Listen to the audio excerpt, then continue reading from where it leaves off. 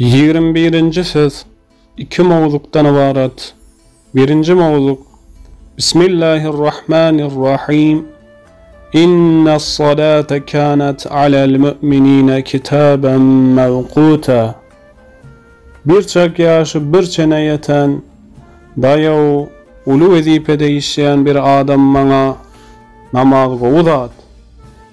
Yöne günde 5 edek gaýta okamak kyn bolýar.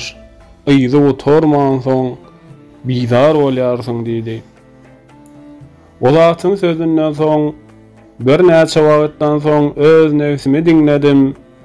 Eşitdim, ikisem şol bir söz gaýtalýarlar. Ona baktım, gördüm. Yaltalyk gulaw bilen şeytandan bir ders alýarlar.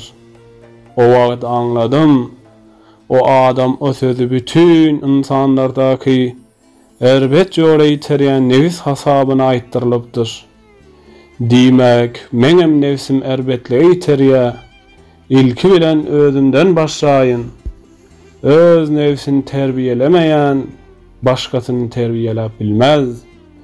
Diýdim, ey jahil nefsim ve jahilliginden bir habar nefsim, yaltalyk düşeginde gapylyk ukusunda aýtdygyň söze garşy 5 duýdurşy menden eşit. 1. duýduruş. Ey bedbagat nefsim, ömrüň ebedidir öýdýärmiň. Geljek ýyla hatta ertire çykjaňa kepil geçip bilýärmiň. Sen bu dünýä ebedilik gelendirini öýdýärsiň. Ana şonuň üçin hem namazy kyn görýärsiň. Bu dünýäde baki galyp keypi sapada ýaşajak ýaly näde diýärsiň?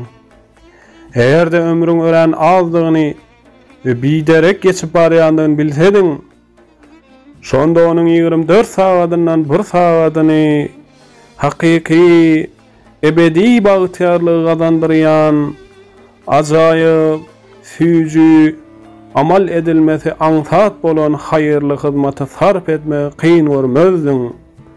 Yaltanmaga şeýle dursun, gaýtam, ihlas bilen ýapyşardyň. Namaz okumaktan üýtgeşik bir lezzet alardyň.